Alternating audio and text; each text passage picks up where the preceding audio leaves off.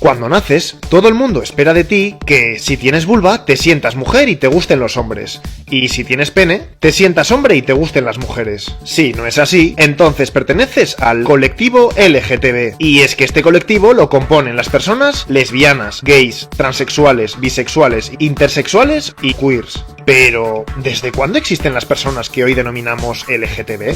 Pues bien fácil, desde siempre, desde la misma existencia del ser humano. Aunque, eso sí, en cada época y cultura han sido consideradas socialmente de forma diferente. Pon atención que te voy a contar cómo ha sido esto a lo largo de la historia. Ya verás qué interesante. Empezamos desde el principio. Hay evidencias de que ya en la prehistoria y en las primeras civilizaciones existen personas homosexuales, como el relato del héroe Gilgamesh de Babilonia, en el 4000 a.C., que cuenta la relación erótica que tiene con su compañero. O los manicuros del faraón, en el 2300 a.C., una tumba egipcia que muestra imágenes de dos hombres haciendo vida cotidiana, incluso abrazándose, como en las tumbas de parejas heterosexuales. Casi nada. Pero avancemos mejor hasta más o menos el siglo X a.C., a la antigua Grecia, que ya hay mucha más documentación. Bien, para empezar, tienes que saber que en esta época nadie se define como heterosexual u homosexual. De hecho, esos términos no existen. La sexualidad se vive más allá de todo eso, y se da por hecho que un hombre se va a sentir atraído por mujeres, pero también por hombres. Lo importante no es eso, sino el rol que adopta. Un buen griego debe adoptar el rol activo y dominante. Y una cosa más, cuando mantenga relaciones con otro hombre, este debe ser más joven o de clase social menor, normalmente un esclavo. Si es así, todo está bien. Al revés, está mal visto.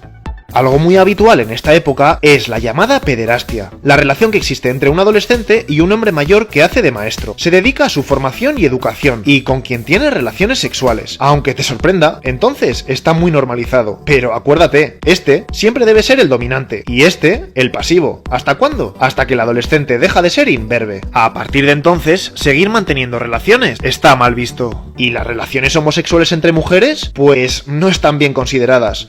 Pero una cosa, en el siglo VII a.C., la poetisa Safo escribe unas 12.000 líneas sobre su amor por otras mujeres, en esta isla, la isla de Lesbos, y como sabes, precisamente de ahí proviene el término de lesbiana.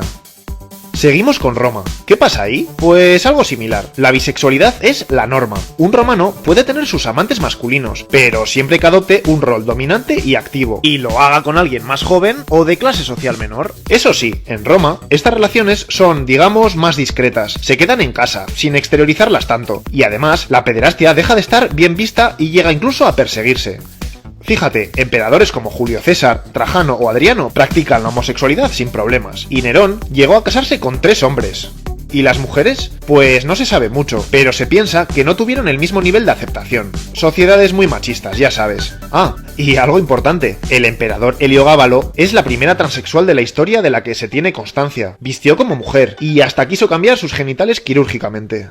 La situación cambia en el siglo IV después de Cristo. ¿Qué pasa? El imperio se convierte al cristianismo. La nueva religión no ve igual las relaciones homosexuales y su emperador Teodosio I crea leyes contra las personas que las practican.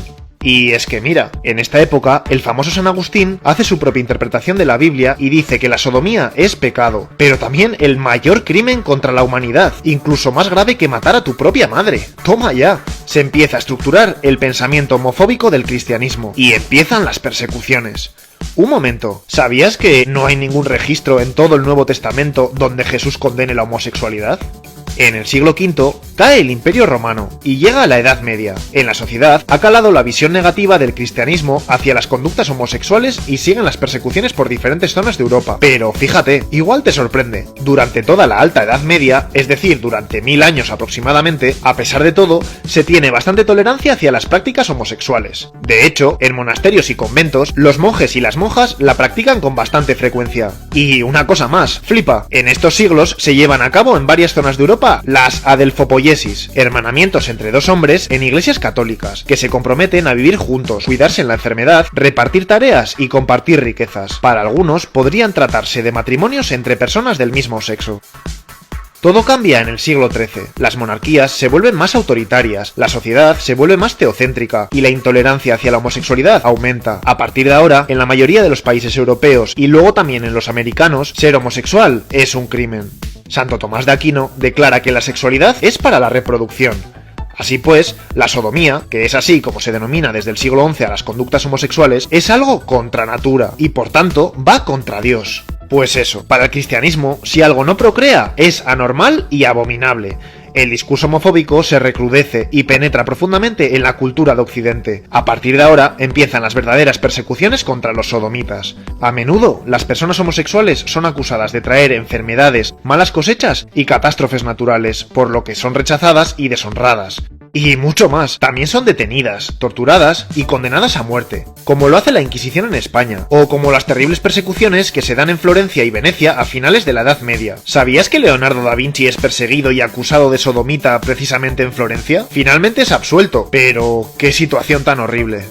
Tras varios siglos de criminalización, la cosa empieza a mejorar en la Ilustración. En el siglo XVIII, las persecuciones bajan en intensidad, y entonces llega la Revolución Francesa, quien proclama la libertad y la igualdad entre personas. Como consecuencia de esta revolución, por fin la homosexualidad se despenaliza. Deja de ser un crimen, primero en Francia, y luego en todos estos países, y más adelante en América. Vamos bien.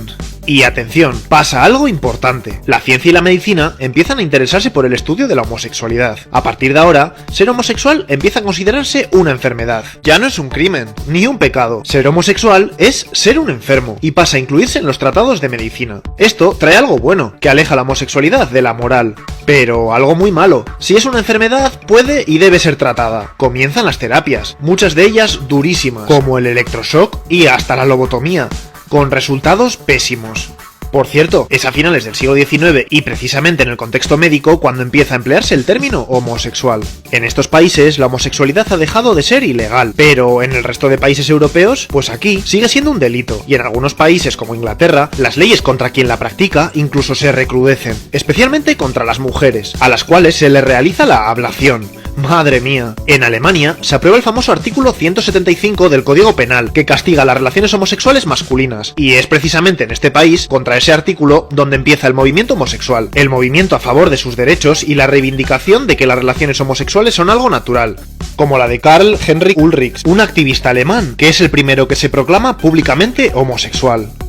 Y así surgen los primeros grupos organizados. Uno de los más importantes, el Comité Científico Humanitario, de la mano de Magnus Hirschfeld, la primera asociación pública del mundo en defensa del colectivo, que busca el reconocimiento y la despenalización de la homosexualidad, y también de las personas transexuales.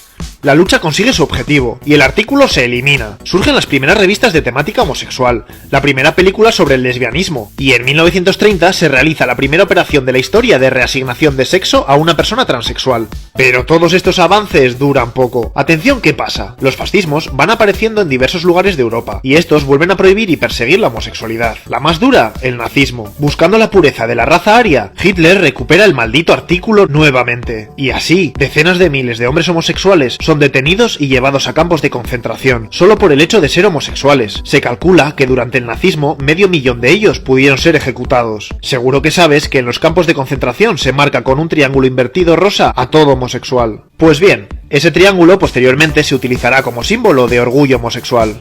La Segunda Guerra Mundial finaliza y se acaba el nazismo, pero a pesar de ello, no te lo pierdas, los homosexuales no son considerados víctimas y siguen siendo perseguidos. No obstante, se va entrando en una nueva era. Surge en Europa y América un nuevo movimiento, el movimiento homófilo. Crean y utilizan esa palabra en sustitución de homosexual, para enfatizar el amor en lugar del sexo, y así cambiar la imagen del homosexual promiscuo y lograr una mayor aceptación en la sociedad. Este movimiento, no obstante, es un movimiento moderado, que solo defiende los derechos de los homosexuales más normativos. Pero, ¿qué pasa con los transexuales? ¿Y los queer? ¿Las lesbianas masculinas? Eso llegará ahora. El verdadero movimiento de liberación va a comenzar. Atención. Estamos en 1969, en Nueva York. Te sitúo. Si perteneces al colectivo LGTB y quieres vivir tu sexualidad libremente, debes hacerlo en clubs clandestinos. Eso sí, periódicamente vendrá la policía a hacer redada, y si tu forma de vestir no coincide con el sexo de tu carnet, como en el caso de los travestis o transexuales, te llevarán preso o presa. Pero el 28 de junio de ese año, en un club llamado Stonewall, pasa algo diferente. Ese día llega la policía, pero por primera vez, por iniciativa de una mujer transexual, las personas del bar se resisten y se levantan contra los agentes duramente.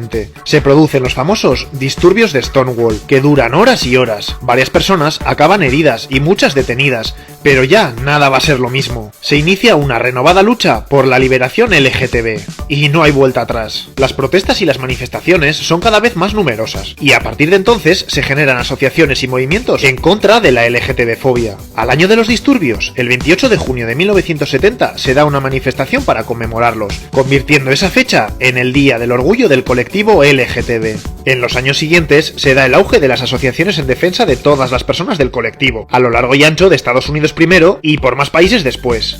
Progresivamente el colectivo, con un gran esfuerzo y lucha, va conquistando derechos. En 1990, la OMS elimina la homosexualidad de la lista de enfermedades mentales. Es la acción que más personas ha curado de golpe en la historia de la humanidad. A partir de ese momento, millones de personas dejan de ser enfermas.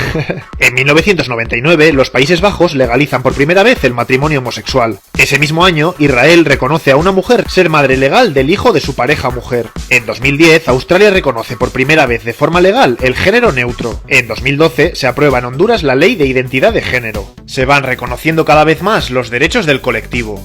A pesar de todo, en muchos lugares del mundo se sigue discriminando y criminalizando a las personas no normativas. No obstante, gracias a los logros de la lucha del movimiento, las personas LGTB van ganando mayor aceptación en la sociedad y pueden ir viviendo su sexualidad más libremente. Hemos llegado a la actualidad.